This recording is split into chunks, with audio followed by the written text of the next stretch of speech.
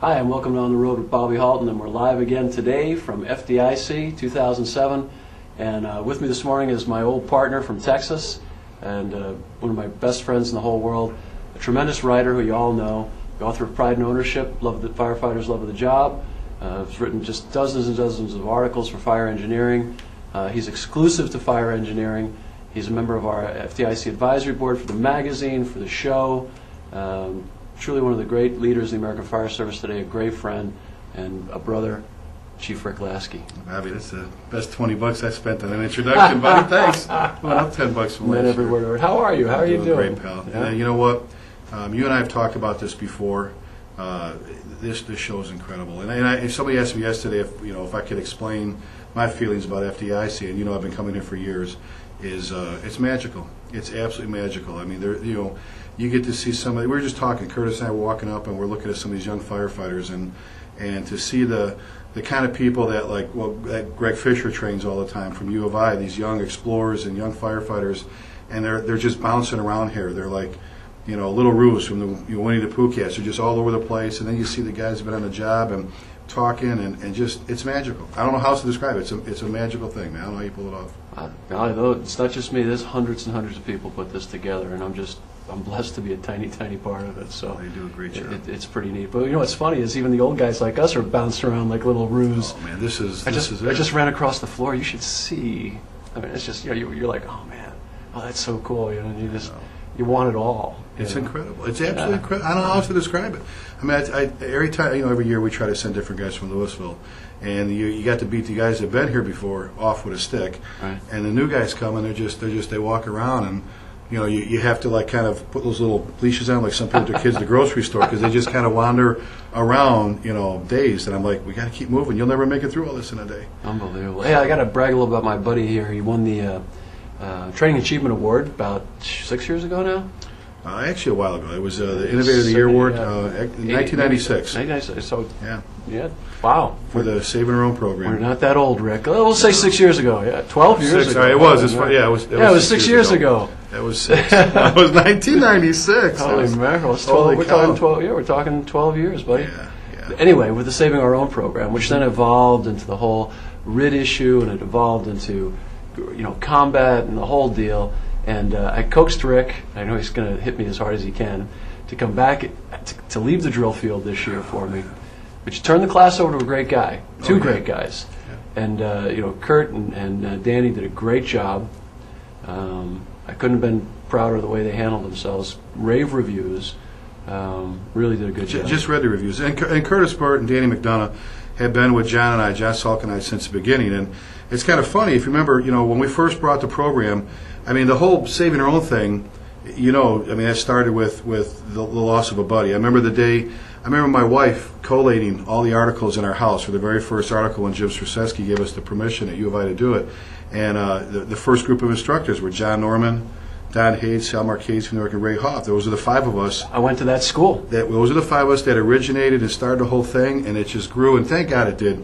We taught it as a train-the-trainer, because we wanted people out there teaching their firefighters how to save themselves. We weren't doing it.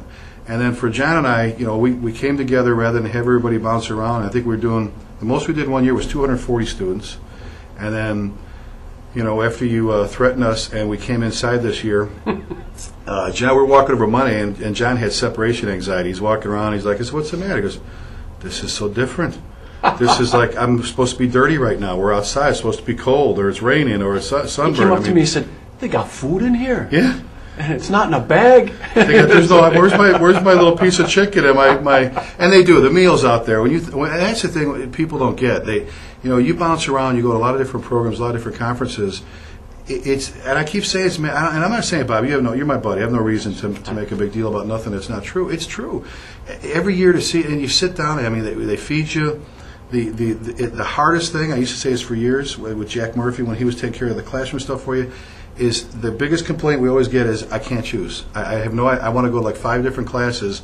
Can't you space them out? People just come out of those classrooms on fire, and you watch them. It's like, where are they going next? It's like they're all, I'm going, and it's like they come out, they hurry up, get a cup of coffee, and it's like a bag of marbles hitting the ground. They just scatter to get to the next program. And I really truly, if you look at it, I think there's something for everybody in there. Oh, absolutely. And And thank you for coming back into the classroom. And Rick and John were kind enough to do 5 Alarm for me, and then you did Pride and Ownership, and John did his new one. It's a new program about decisions on the fire ground and what goes right, what goes wrong. Exactly. A couple of case studies. And the nice thing about John, and I know this is hard to believe being from New York City, is he's very blunt about things.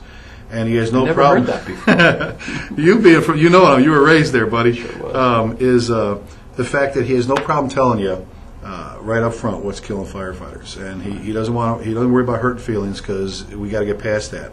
Right. And he'll get down and dirty and tell you, look, this is what's happening. This is where we need to wake up and make things happen. But that's what Pride and Ownership is about. I mean, when you read your book and you hear you talk, it's about that. It's about all of us. Yeah, and it's what I tried to kind of encapsulate. And I heard Rick was kind enough to do hour 45 for us, which will be up on the web. I did about 12 Red Bulls and about 6 Monsters to get that that was done. funny. I mean, I was like, how is he going to do this? And then the furnace kicked on. I asked, he's the guy with the mics on the side going, I got the air conditioner going up. I'm like, dude, I'm ready to smash a window out and hit a wall. I mean, it's like, it was like one of Greg's programs. I'm like, holy cow, it's hot in here. Let me out. And but no, that worked out. That worked out great. But it was incredible. It's all the stuff that you and I have been talking about for years. When people say, oh, that's great, I go, it's the stuff that we've been screaming about from the kitchen table or on drill night, and it's the other stuff that we've been bragging about. And it's just, and I'm at a point in my career, I don't care who I offend. If you're a fire chief, I tell you, if you're a fire chief, a firefighter officer who doesn't love the job and doesn't care about your guys or doesn't want to train, I got no use for you. I'm sorry. I'm just to that point. Integrity and principles mean everything to me. And if we want to get serious, 116 initiatives, whatever it takes, I don't care. I'm just, sooner or later you got to get serious and get your ass in the classroom or out there doing some hands-on and make a difference. Well, it was funny because one kid came up to me after my little sermon yesterday when I talked about values, and he said, so you don't support the initiatives? I said, no. Those are behavioral things. I support them 100%. What I'm talking about is our values. That's a part of our culture, and they're fine. They're alive and well, and they're living inside of each and every one of us. And you can relate to this. This is something, Bobby, I've kind of twisted into the programs I do lately, especially with your boys. And I know you're one of the proudest dads I know, and I know everything's going to work out with your son. He's just got a few things to heal and some other stuff. But if he's a Halton, he's going to pull through, and he'll be like doing Ironman contests in a little bit. And it's funny. I mean. And I tell people all the time, we used to talk about your kids, about me scaring the one, pulling up my car to get home, and Bobby Halton come out of the house in the buggy on the speaker. You got to say it's our brand new house in Texas. We're there like a week, and my kids are in the backyard in the pool, and one of the older boy was home from the Navy and helping us move, and he had gotten a break. He's in training, so he got in a break, and he's got his little brother in the pool, and they're swimming, and they hear sirens and a man on the PA booming, "Come out of the house, Halton, we know you're in there," screaming into this mic. With my wife and my kids in the buggy too, but yeah. So then the rest of the story. Well, then this kid just kind of walks out real slow and walks over to me and goes, "You must be Chief Lasky. I heard all about you." I'm like, well, that was certainly a whole lot of fun. I got nothing out of that but a slap in the face. But no, but and you, as proud as you are, and we used to joke about, my one son's flying fighters, and my other son, well, he's a rocket scientist. He actually is a nuclear But something kind of hit me. We went and, we had that loss in Denison, Texas. And very sad. 33-year-old firefighter, 1 year on the job, just came out of the military. Cantilever overhang, 200 by 60-foot strip mall. Heavy fire and 2 occupancies in a cock loft. Chief backs him out. Afterwards, says, "Come on, we got to get back in there, put it out." And they stand in a bad spot, unfortunately. Overhang comes down, pins the chief. This firefighter kills this firefighter. His dad was to make it more sad, his dad, 32-year veteran, was pumping the engine, actually put the pack on his son. And I went up and ran the funeral for him. We took the funeral chiefs committee, which you were instrumental, Bobby, and it was a very proud moment to see your plan come together for the whole thing. It was absolutely incredible, pal. We did the right thing for you. But I had a lot of my guys come to my office that have kids on the job. And and this kind of ties this whole FDIC and whether you train or whether you're not trained, and the people that aren't here, the people probably need it most, and all that stuff. I had guys coming in that have kids on the job, and I had one in tears. He goes, I was so excited for my son to become a firefighter. I still am. I'm worried about who he's working for. And I asked people, we talk about passion, like you were talking about, is if you've got a kid in a job or you're about to have a kid in a job, you need to ask yourself a question. Who do you want your kid crawling into that building with? and is he going to crawl? You want him with the buffoon over here who refuses to train and disses this and has the bad attitude and just bitches about the job all the time, and here, just sign the drill, we ain't training today?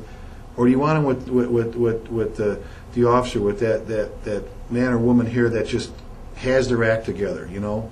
That officer that he or she is going to make you get in and do your job, and you know, I don't care, we're going to train today. This is important, and they're there to be your leader first, your buddy second.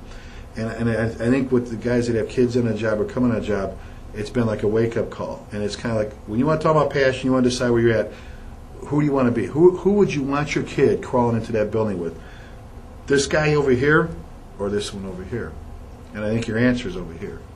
I'll tell you, you're exactly right. And, you know, when you hear that story and you think about generation after generation of us coming in, like the Downey brothers following their dad, and this young man who lost his life, and, you know, we were both, you know, close to a lot of guys from 9/11, and how many dads and sons were lost there. And it's how much talent and how many just so very special and it's people. what we're talking. But they're still here. They're still teaching us. They're still here at the conference. That's right. Andy was out there teaching yesterday or the day before. Absolutely. And Ray is right here over our shoulder, and Tommy's right here. Dana, Billy McGinn, and I really believe that. They are. They're here. Working through all of us now. And one other thing I just want to mention, I know Rick's got things to do, but I wanted to point out that we have a brand new column called Roll Call. And Rick is collecting the articles and out there getting guys, and John Salka's helping. And you know, I'm trying to find a guy here and there that seems to fit in. But we're doing a real different kind of piece. And Roll Call is going to be a piece that's going to be a little more selective than we've ever done before. It's got a theme, it's got a purpose, it's got a focus, and Rick is really kind of guiding that for us. And the other day, it was great. I got a lesson from our real boss, Diane Feldman, who we both adore. I mean, we both absolutely love this woman. Chief. The chief, yeah. She's we all call her our five-star chief. Our second wife. I mean, she's either of our wives would have no problem with the two of us sharing a room with Diane, because we know we love her so much, we adore her. But anyway, so we were doing this thing, and I said, you know, we should probably put Ricky's name up at the top of that. She goes, "We're not doing that. Tommy Brennan set the tone 20 years ago. We're the Yankees. We don't put anybody's name on anything." She said, "We're the Yankees." And I was like, how funny. And she said, "He wouldn't even put it on Random Thoughts. He'd be pissed at you for that book." And I'm like, oh my God. Oh my God. We're the Yankees. I was like, oh my God. I never thought Yankees have no names on their backs. She goes, "Look at your column, stupid. Your name's not on it. It's the editor's opinion." I was like, oh my God. And you're right, that whole series, that was you and Diane saying we need to do Pride and Ownership 2 or First In, Last Out 2, and there was all the bulletin points from all the programs that we never had a chance to get to, and it was like, no, let's not. We need to place something in the hands of the company officers, the acting officers, that either before roll call, Bobby, or during, whether it's the drill for the next day, or it's something for them to go over, or just a piece of information to make them better officers. So you're right, they're not to be long-winded features. No, and they're not commentary. Right. Take them out, put them in a 3-ring binder, and every month we're going to have. Are you running them every month or every other? Every month. Yeah, keep them every month. I'll keep running them every month as long as you keep turning them. We've got it. We have, 39 so far ready to go. Yeah. And we're using, you're right, so about 10 or 12 hand-selected, we're not going to water it down, some hand-selected, hand-picked authors, some guys really with some good, those gold nuggets, and even if those you will, guys are being highly edited. I mean, we're taking you know, no disrespect, but we're really taking these things to it's a completely different level. And eventually we hope Rick and I can take this, put it into a book form, put it out there, you know, start moving these things to places where guys can download and all that other good stuff. And for the time being, do like they've done with all the other articles for the magazine. Pull them out, make a copy of them, hang them on the wall, hang them on the inside of the commode, you know, the stall where you have to read it. That's exactly right. You know, and Mr. B might get mad at us for this, but we don't mind if you photocopy them there at the library and hand them out, as long as you don't sell them. No, that's the thing. And most guys, you know, wouldn't care. I think if he knows to know that. You know, you got guys walking at the kitchen table, or young guys go, "Here, sit down, read this from Halton, read this, you know, read this from these guys." And I'll say it before we close out here, and I've said it for years. I say it every class I teach, among trying to give compliments to everybody that does such a great job in the fire service, because everybody, you know, there's so many wonderful people, is to see the impact that a magazine can have. That some people just think they gotta get in there. I'll read. The impact, and he's not here, but it would embarrass him to know what I was saying, is Dave McGrail, one of your authors. The April 1993 issue of Fire Engineering, when he was willing to share. And Davey takes a beating over that sometimes, where some of his own troops think that he's airing dirty laundry, and it's like, no, you're not. No, you're not. You know, nobody. They were heroic. What they did is they brought something to the front of the room for us to get out there.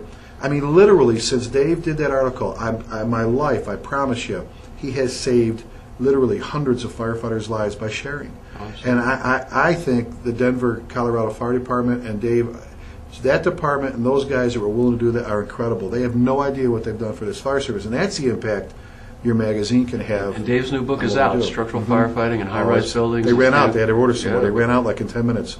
Rick alluded to it earlier. My boy Evan took a fall. He's fine. Should have died. Up. He should have died, and the reason he didn't was because Ward Parker showed up, and I interviewed him the other day here, and saved my kid. Off-duty firefighter on vacation with his family, and there you go. Pride and ownership, love of the job. There's nobody like us. I'm sorry. I don't mean to offend anybody. It's love of the world. From Subway or Sears, but some kid he doesn't know from Adam. You know, and no disrespect to docs, but if that had been a doc, yeah. So if that had been a doctor or a lawyer or Indian chief, he might have kept skiing. And I've always joked about that, and I love those two businesses I just mentioned. They're incredible. But you're right. There's nobody. I mean, you think about when you want to talk about family, you want to talk about values, you want to talk about people that. I mean, look at the volunteers. Over 80% of our departments are still doing it for nothing. That's right. And only 3% use even. I mean, no form of volunteer. To get up at 4 in the morning to go on a call, knowing you got to go to your real job. Oh, yeah. Tell me what kind of person. And I say this all the time. When I was asked on the one morning show, the news show after 9/11, if I could describe the fire service in one word, what would it be? And I said that's simple: family. If I was asked to describe a firefighter in one word, that's even easier. That's selflessness, and that's what you're talking about. The guy that took care of your kid. You know, it had nothing to do with him being a firefighter. That's because the kind of person it takes to be one is the kind of person that will do that forever. Oh, yeah. Once a firefighter, always a firefighter. It's cops, it's firemen, it's priests, it's the military. It's that personality, and it's just great to be part of it. It's great to have you here, big brother. Oh, this is, like I said, I wouldn't miss it for the world, man. Shit. I wouldn't miss it for the world. Family's good? Everybody's great. Yeah. You know, Ricky's getting ready for college, and Emily's playing ball. In fact, I'm going to miss day one of a 2-day tournament, but I'll get back for it. No, that's all right. You know, she's got her. Emily's 12. She wants to be an FBI agent. She's all hooked up with that and going to go work in D.C. with Christopher, my buddy.